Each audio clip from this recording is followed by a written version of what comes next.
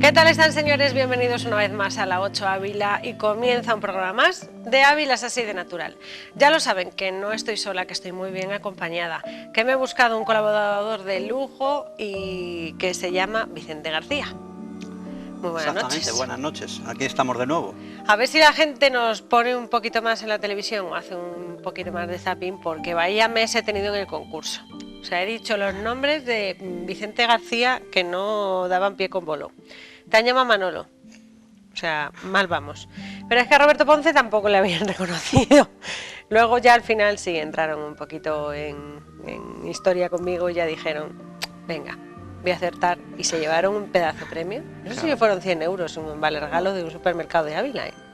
¿Sabes lo que pasa? Que sí, que los programas sí que los ven. Es decir, que lo que no se sabe es cómo nos llamamos. Yo sí que me encuentro a gente por ahí que sí que ve los programas y con bastante. Pero ¿sabes qué pasa? Que yo soy la gordita y tú eres el del pelo blanco. Claro. Es que los estereotipos así no me gustan nada. Pero ¿a que sí, hijo? Que sí, que sí. Lamentablemente, para lo que hemos quedado, Vicente. Bueno, una noche más volvemos a estar tú y yo aquí. Y hay que decir que, bueno, que aunque una muestra las rutas a toda la gente, pues que sigo siendo igual de vaga, que yo me quedo en el sofá y tú eres el que viaja y anda. ¿Dónde nos vas a llevar esta vez, Vicente? Pues mira, esta es una ruta que sí que la podías hacer tú, porque es, de hecho, en la ruta, cuando veamos ahora el reportaje después, pues han ido incluso un par de familias y con niños pequeños. Ah, entonces esta sí la puedo hacer. Entonces yo creo que si te animas es un para poquito, mi ritmo. Sí que la puedes hacer. Aunque resulta también un poquito larga, es de unos 8 kilómetros, es una ruta circular de 8 kilómetros. Madre. Pero bueno, el camino no es complicado, es un camino llano y además muy interesante.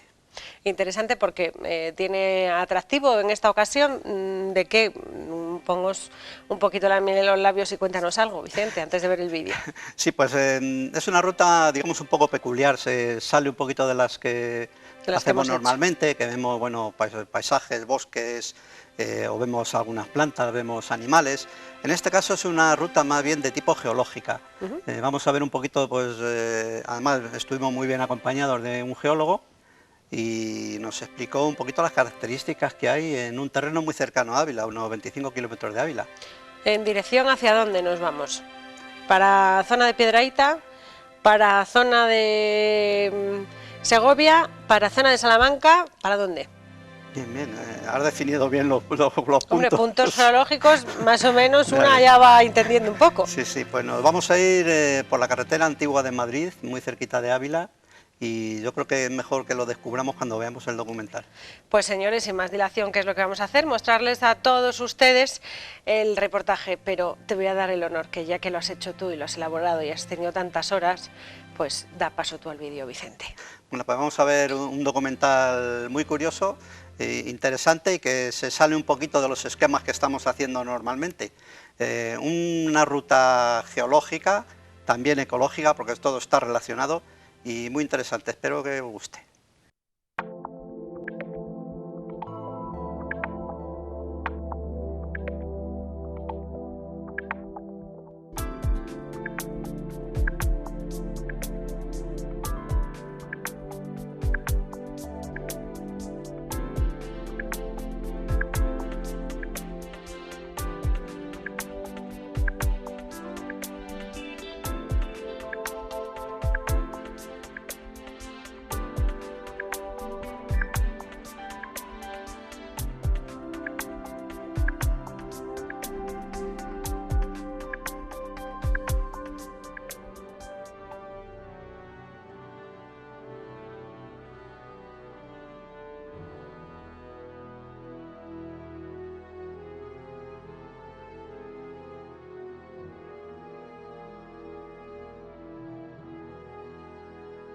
Nos desplazamos hacia Blascoeles, pueblo abulense limítrofe con la provincia segoviana.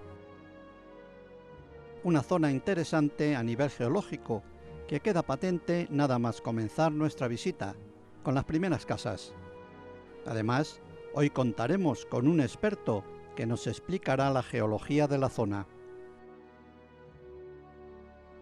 Se trata de rutas de interpretación del paisaje, sobre todo geológico, y ver también en algunas otras zonas de la mancomunidad el patrimonio minero. Hoy va a ser eminentemente geológico. Parece curioso porque viendo la zona así no se imagina uno que pueda haber una geología así bastante destacable. ¿Qué vamos a ver así resumidamente? Pues bueno,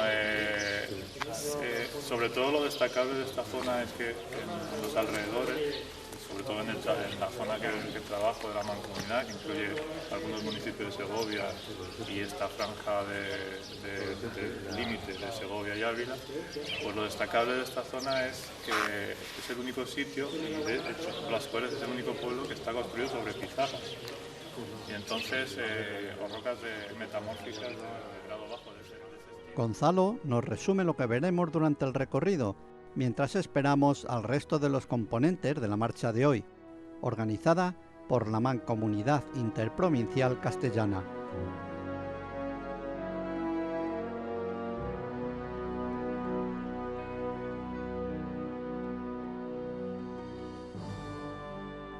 El día es soleado y el viento está en calma, ideal para efectuar un recorrido de este tipo, que nuestro guía nos explica ahora con antelación.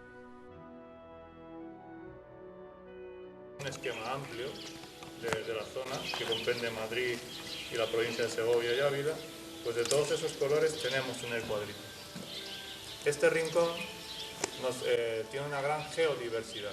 En este caso, Blascoeles singular es que es el único pueblo de lo que es la zona de la mancomunidad que está construido sobre pizarras, ¿vale?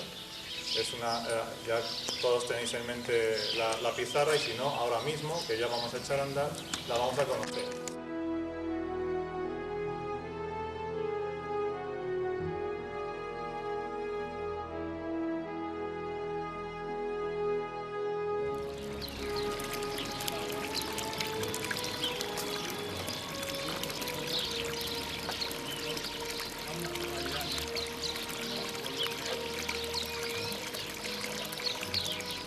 Esta estructura laminada es un poco rojiza.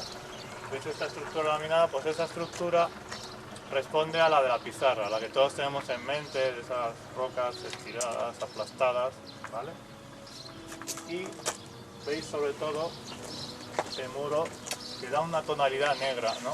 Como los pueblos negros del norte de Segovia, la Sierra de Illón, pues también es por las pizarras allí. Y aquí lo que pasa es que luego está más transformado de las paredes, pero la piedra, el muro tradicional sí que da un aire a pueblo negro de esta zona, ¿no?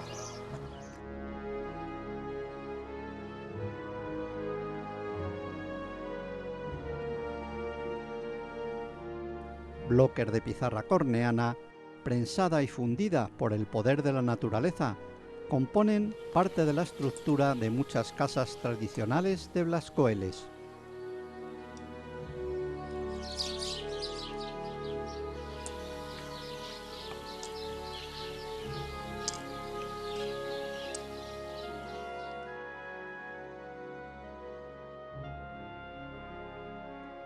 Salimos del pueblo en una ruta cómoda y también apta para niños, como los que nos acompañan hoy con sus familias.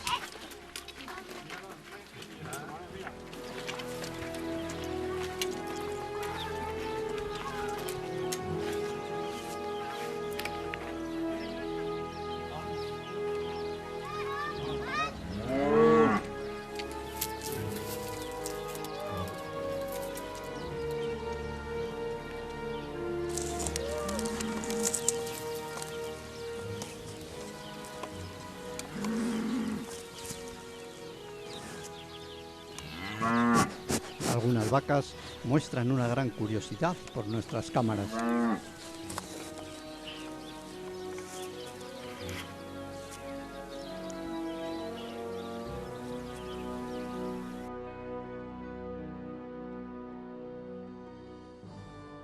Justo a partir de aquí va a empezar el granito y por allá tenemos la corneana, la pizarra transformada.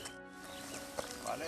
Esta parada es más breve, pero fijaos ahora que entre el granito y la pizarra vamos a ver un gran filón de cuarzo. En nuestro camino aparece ya el granito y las primeras vetas de cuarcita. El suelo cambia de color de forma momentánea. Los cristales de cuarzo surgen del terreno y resaltan sobre una tierra parda, fruto de la erosión milenaria de la Sierra de Josalbos.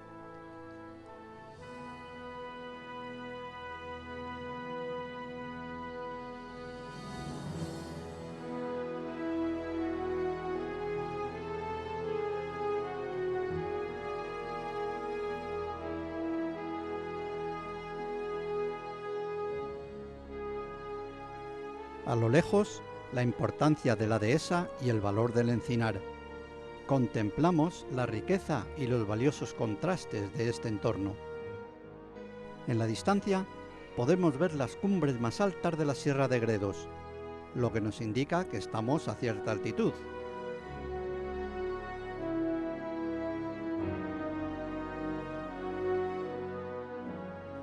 Detenemos la marcha para contemplar de cerca los hermosos bloques de cuarcita que brillan cuando el sol incide sobre ellos.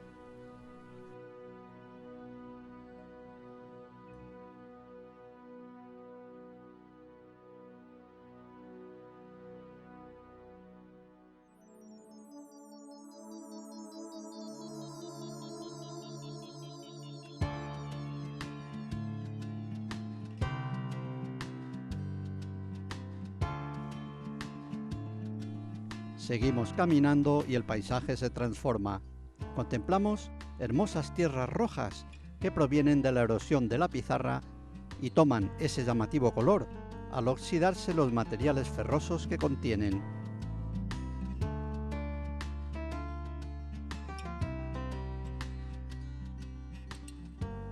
Una nueva parada y nuestro guía explica al grupo las características del entorno en el que nos encontramos ahora.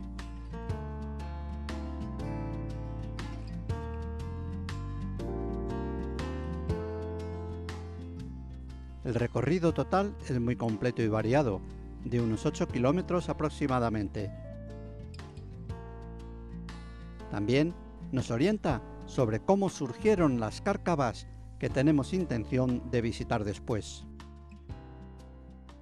En el fondo se puede ver en el valle del río Cardeña algunas formaciones acarcavadas o de galachos, como también se les llama, o gulis ya en término inglés, pero tienen una curiosa formación, tanto estas y tiene el mismo origen las de Maello. Y es que esta zona, el río Cardeña, en inicio, la erosiona, estas arenas que hemos, las erosiona de forma regular, ¿veis? Con un valle que es homogéneo. Entonces, ¿qué sucede? Pues igual que se levantan las montañas en ese proceso de esa época, que hay movimientos tectónicos, pues sucede hace unos 1 o 2 millones de años, es un basculamiento general de la placa un poquito hacia el noroeste.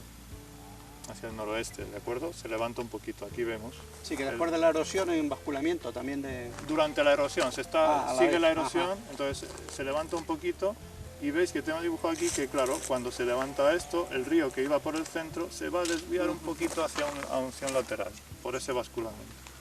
Entonces, ¿qué sucede? Que ya no es homogénea la erosión. En un lado hay menos pendiente y en el otro hay mucha más. Entonces, ese lado que tiene mucha pendiente, ¿qué sucede? Que el agua con mucha pendiente tiene mucha fuerza. Y esa fuerza es la que va a generar esas cárcavas. Entonces, con el agua con mucha fuerza penetra hasta el punto de que erosiona en vertical y se quedan unos paredones acarcavados, preciosos, en estos materiales, que estos son pardos, pero que son preciosos en Maello, en esos terrenos más rojizos. Y esa es un poco la forma. Pues muy interesante, pues vamos a aprovechar esta explicación y nos vamos a acercar a Maello a ver las cárcavas más potentes. De acuerdo, seguro que os encanta. Muchas gracias por todo.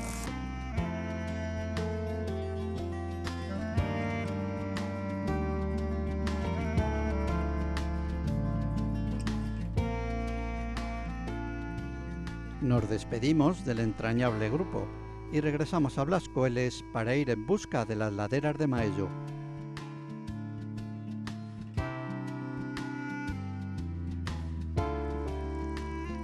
La carretera atraviesa el río Cardeña y subimos por una pendiente muy notable y desigual a la situada al otro lado, fruto del basculamiento que tuvo lugar hace 2 millones de años.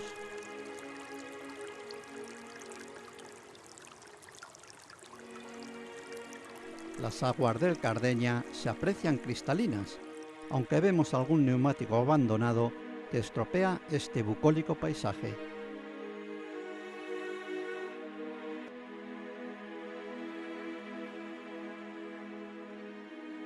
Nos aproximamos a Maello y ya desde lejos contemplamos las cárcavas que veremos después.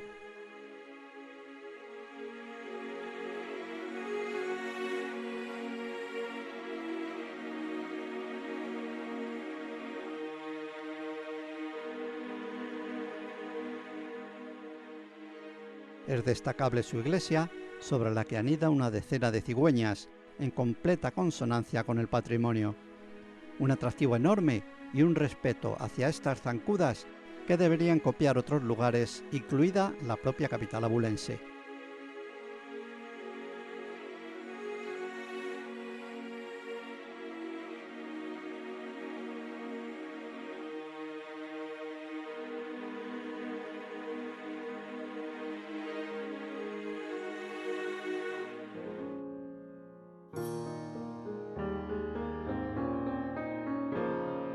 Llegamos a nuestro destino, un lugar muy interesante donde poder comprender la evolución geológica de la propia Tierra. Uno de nuestros cámaras da un rodeo para acceder a la cima sin tener que meterse en la zona erosionada, bastante complicada para subir. Nosotros preferimos hacerlo por lo más difícil, para observar mejor el proceso erosivo del agua.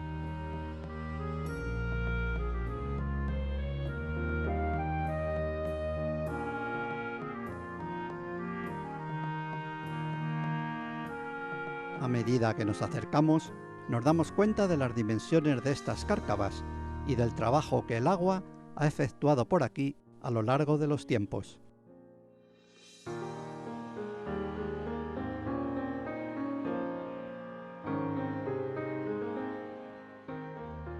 Algunos rincones parecen escenarios de un paisaje marciano.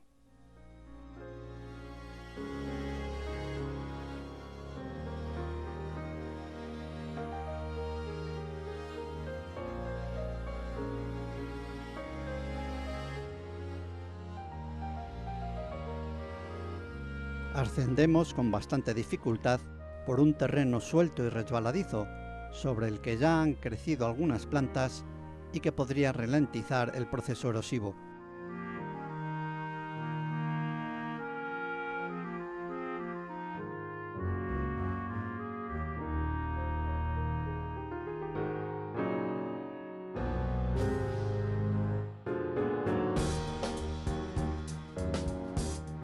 La subida es complicada, pero a la vez atractiva, y nos ilustra sobre los procesos geológicos de la Tierra.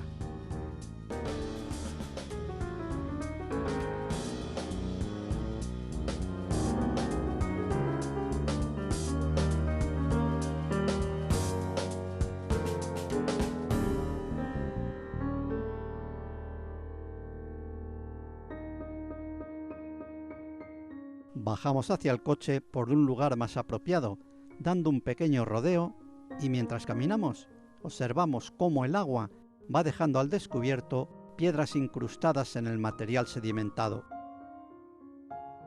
Al atardecer, las cárcavas se teñirán de rojo por el sol y resultarán mucho más impactantes aún. Pero hoy tenemos que regresar a la ciudad.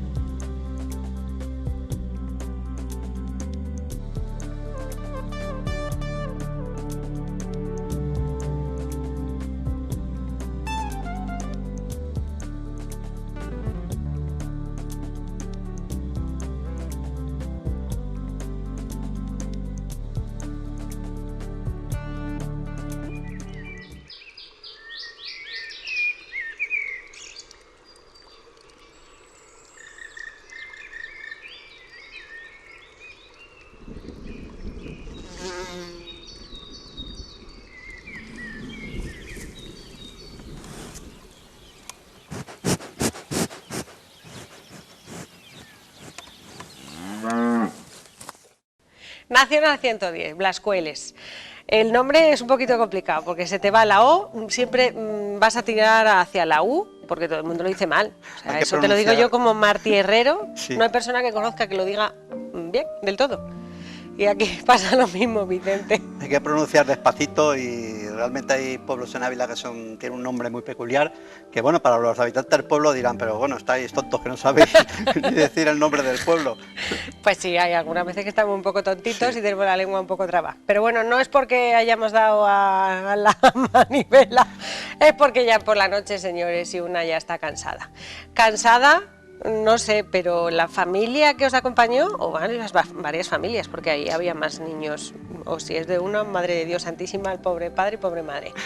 Solo hay que decir que aprendieron muchísimo, asentamiento sobre pizarra, realmente. Sí, aprendimos todo, mucho, porque bueno, lo interesante de estas rutas que la que te acompaña es de un guía que domina el tema, como era este geólogo Gonzalo. También Gonzalo, que es también geominero.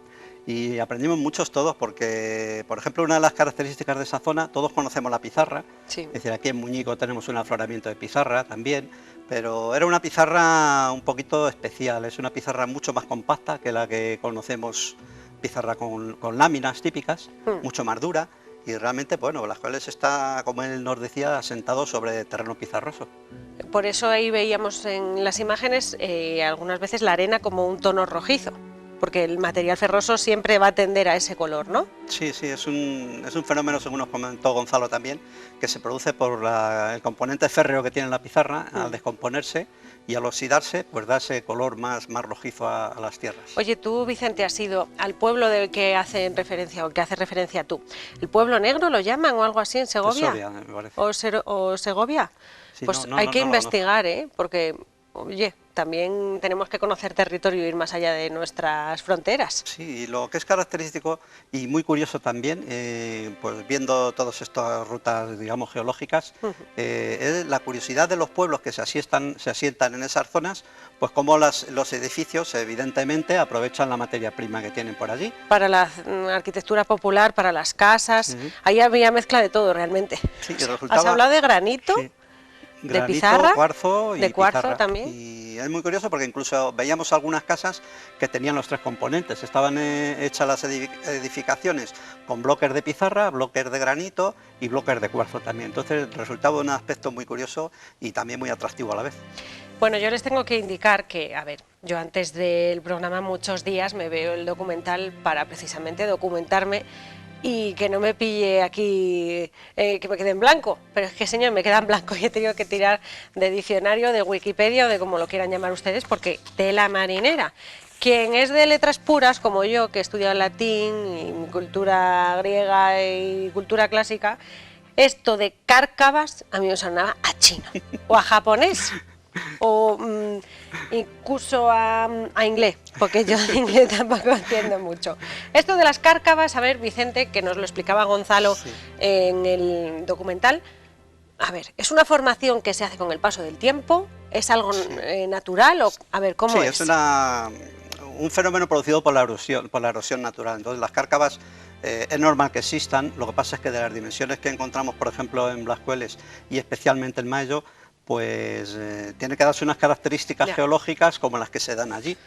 ¿Y el agua es el que va erosionando con el paso del tiempo?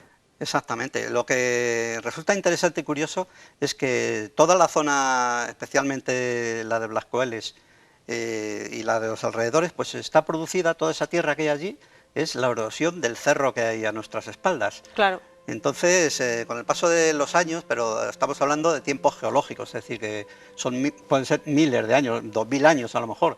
Toda esa tierra se ha ido erosionando, ha llegado a ese lugar, se ha ido acumulando y luego posteriormente ha habido una erosión. Es decir, es digamos que la arena ha ido apelmazándose y luego posteriormente a la erosión, debido al viento, a la lluvia, al viento, todo tipo de erosión, pero especialmente a la lluvia, ha ido haciendo esas cárcavas precisamente por un basculamiento, como nos explicaba Gonzalo.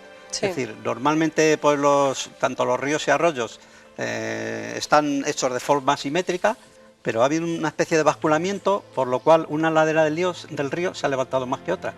y al tener más pendientes se produce mucha más erosión. Allí es el río curiosísimo. Cardeña, por lo que ponía. Sí, bueno, el río Cardeña pasamos por él, sí, y ahí se produce un basculamiento geológico, estamos hablando de 2000 años, por lo cual se levanta una zona del río, digamos, una ladera más que la otra, y al haber más pendiente hay mucha más erosión.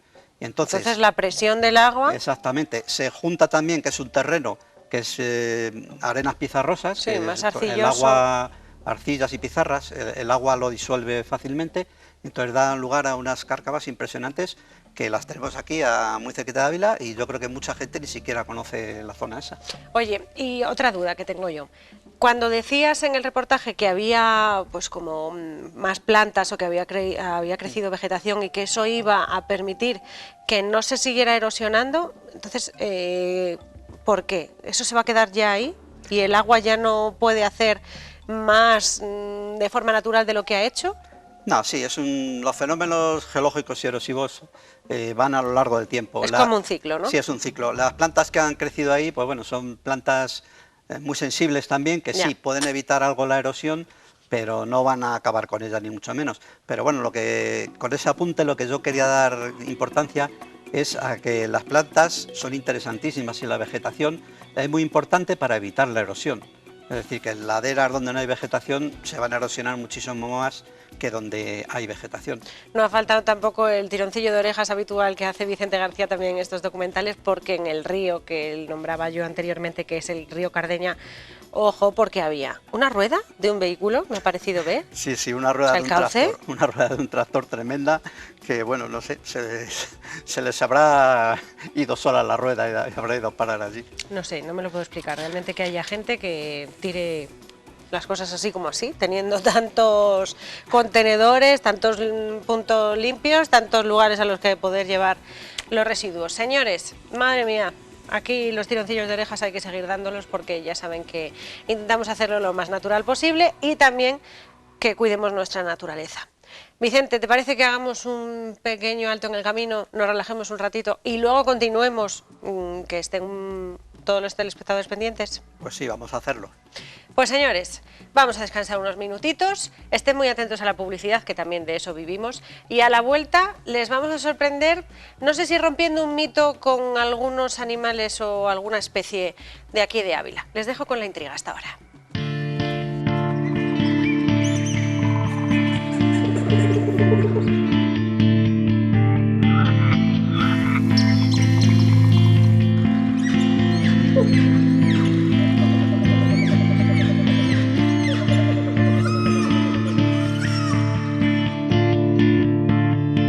Ávila es así, sí. Lo habrán escuchado muchas veces, ese dicho popular, pero es que somos así de naturales. Nosotros vamos a darle una pequeña vuelta a esto de las noches de los jueves para animarlo un poquito. Ya que Roberto Ponce se va de viaje, pues nosotros nos vamos, pero para la provincia. Y también lo que vamos a hacer es intentar a todos ustedes mostrarles pues unos términos estupendos, y que vamos a hacer un libro muy especial con nuestra flora y fauna. Comienza nuestro diccionario natural.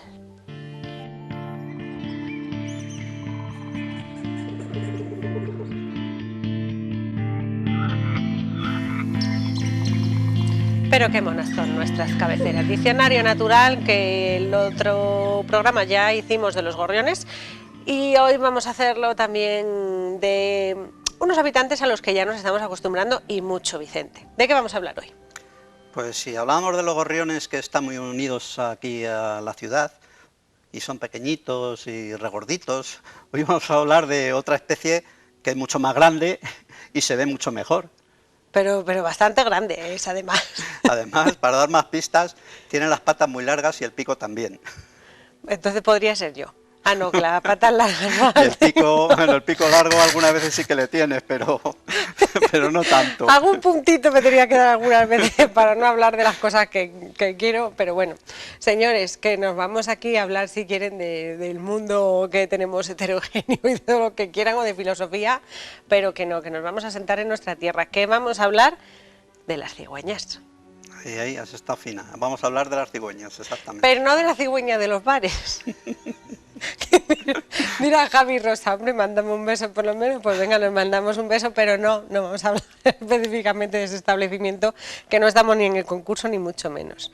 Vamos a poner los pies en la tierra, y más que nunca digo pies en la tierra porque, ojo, yo no sé, pobrecita, pero ¿cómo se le ocurre formar el nido en plena ronda? Por favor, que estamos ahí, que levantas un poco la mano y la tienes y estás tocando. Sí, la verdad es que el nido que tenemos en la Ronda Vieja, cerca de las murallas, es muy atípico, pero también te digo que es casi normal, porque es que aquí en Ávila se ha cogido la costumbre de quitar los nidos de las cigüeñas, y bueno, ya, es que no me puedo resistir a pegar tironcitos de orejas, como tú dices, porque es que prácticamente en todas las torres, todas las espadañas, pues ha tirado los nidos de las cigüeñas, se les ha puesto alambre para que no aniden. Ya, pues, pero es que es patrimonio. Sí, claro, es patrimonio, pero si nos hemos fijado en el documental que hemos visto, en Maello había 10 nidos de cigüeña. En la iglesia, es verdad. Y parece que no las estaban estropeando en exceso. Oye, pero qué bueno, monas son, esto mira, es curioso, aquí podemos ver la diferencia entre el pollo, un pollo crecidito, y el adulto. Si veis, el pollo tiene el pico negro y el adulto no. Los vemos, creo que ese es en torno del Parque del Soto. Sí, esa es una colonia pequeña que está establecida en el Soto, y es muy curiosa. Y bueno, es para que se aprecie bien las plumas y la importancia que tienen todas las aves en mantener las plumas en condiciones para poder volar. Está saliendo del nido. ¿Por qué antiguamente, o yo no sé si antiguamente hace mucho, pero decías, por San Blas la cigüeña verás? Es que ya no se van, Vicente. Pues efectivamente, hay algunas que no se van. No se van, porque especialmente, bueno, el cambio climático influye bastante, pero sobre todo el oportunismo de las cigüeñas. Anda, mira. Sí. Pues mira, esos son pollos volanderos que estaban haciendo prácticas de vuelo y se posaron. Me dicen por el pinganillo que esos fotos son. Mira qué curioso, se posaron. ¿Veis que son pollos por el pico negro, como os he dicho antes? Pues nunca me había fijado pues en eso. Ahora ya que los espectadores se fijen y pueden ver la diferencia, distinguir fácilmente, aunque el tamaño pueda ser casi similar, si tienen el pico negro y un poquito más corto, son pollos volanderos. Aquí donde las pues están muy cerca del vertedero. Es una de las explicaciones de por qué las cigüeñas se van cada vez menos. Ay, que tienen comida. Porque tienen comidita gratis y y en toda época del año. De la mano. Sí, sí. Aquí cuando decíamos que están a pata coja, es porque ellas ya tienen la costumbre. Exactamente, vamos. Sí. Son las artistas del equilibrio. Sí, es curiosísimo cómo pueden mantenerse con una pata, pero bueno, casi todas las zancudas lo hacen así, es decir, lo hacen las garzas, las cigüeñas, los flamencos, y es curiosísimo cómo son capaces de mantener un equilibrio casi perfecto. Equilibrio perfecto el que tenemos que encontrar entre la biodiversidad y el patrimonio, como decía Vicente, porque a lo mejor, no sé, nos estamos aventurando, pero ¿cuánto puede pesar a lo mejor un nido de cigüeña? Sí, no, hay que reconocer que hay veces que los nidos ocasionan perjuicios y problemas, tremendo. Y bueno, ante peligro para las personas es mejor, por supuesto, quitar el nido. Pero bueno, que sea por peligro de las personas. Sí, y vemos que en otras ciudades muy cerquita, tenemos Salamanca, tenemos Segovia, pues que son capaces de compatibilizar bastante bien los nidos de las cigüeñas con el patrimonio monumental. Entonces, bueno, todo requiere un equilibrio. Es decir, yo es lo que pido y solicito, no que se acabe con todos los nidos de cigüeñas, se les ponga alambres, se les ponga pinchos para que no aniden, sino bueno, tratar de compatibilizar. Por supuesto, ante el peligro, lo primero son las personas, eso que quede claro. Personas a las que, desgraciadamente o afortunadamente, dirán algunos, o las empresas farmacéuticas, que están convirtiéndose en unas personas afectadas por la alergia, que vemos estornudos, que vemos picores de ojos, que vemos... Madre de Dios, que empieza la polinización, y dirá la gente, sí, pues ya me empieza a picar a mí la nariz. Sí, es un problema, la verdad es que las alergias es un problema añadido y ahora en la primavera más, y sobre todo algunas especies. Pero claro, es que las flores son necesarias, de hecho todas las frutas han sido flor antes.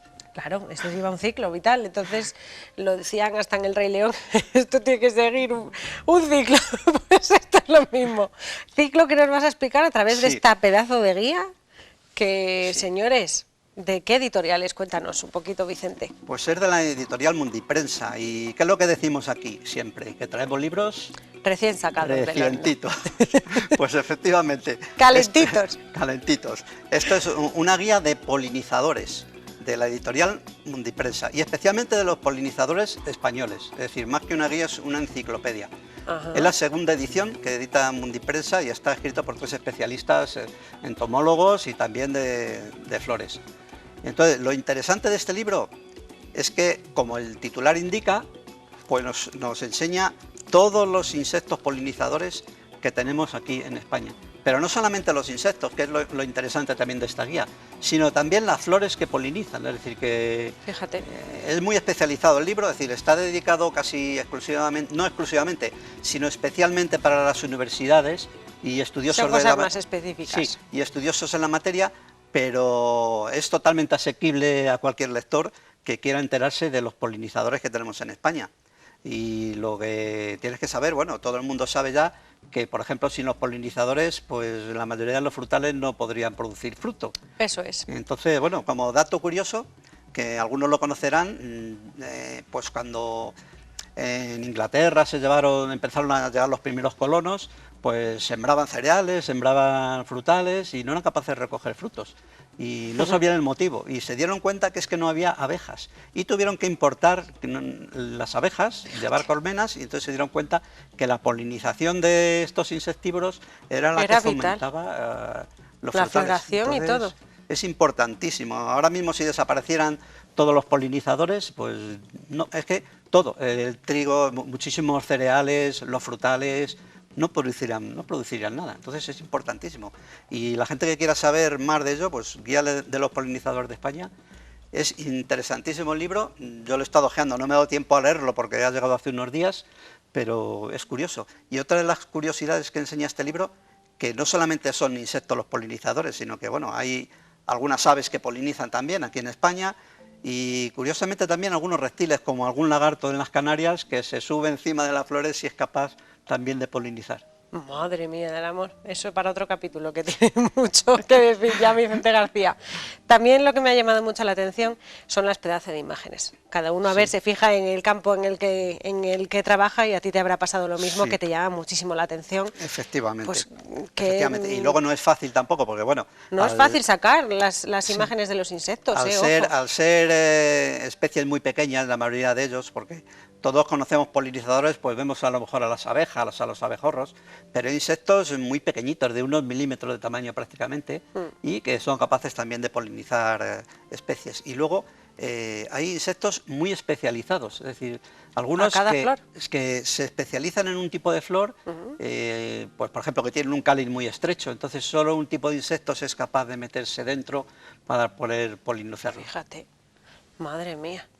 Me dice Edu, que está abajo en realización, que aquí por el pinganillo, que utilizan macros los fotógrafos. Sí, claro. Sí. Para poder realizar este tipo de fotografías. Que seguro que tú tienes alguno en casa. Sí, claro. Lo utilizo Lo utilizo de vez en cuando. Y luego hay algunos insectos que son fáciles de acercar con el macro, como te comentaba Edu, pero hay otros que cuando te acercas un poco salen pitando. Entonces tienes que utilizar teleobjetivos para hacer la foto desde lejos.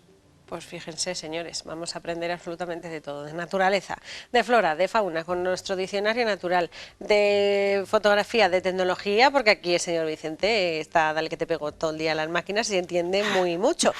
Vamos, que podíamos hacer tú y yo la programación entera de la 8 Ávila y así, todos al paro. Tampoco exageres.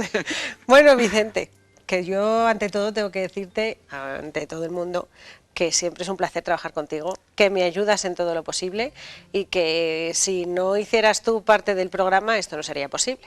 Pues, igualmente, evidentemente yo creo que nos compenetramos bastante bien y tenemos unas ideas muy comunes y sobre todo somos así de naturales. Naturales, señores, vamos a seguir siéndolo en esta programación y en la 8 Ávila. Ya saben que cada 15 días nos vamos a colar en sus casas, que lo vamos a intentar hacer lo mejor posible y que les vamos a hacer pues reír, andar y si quieren hasta sudar, lo más naturales posibles. Señores, un placer como digo y nos vemos a la próxima. Estén muy atentos, un placer.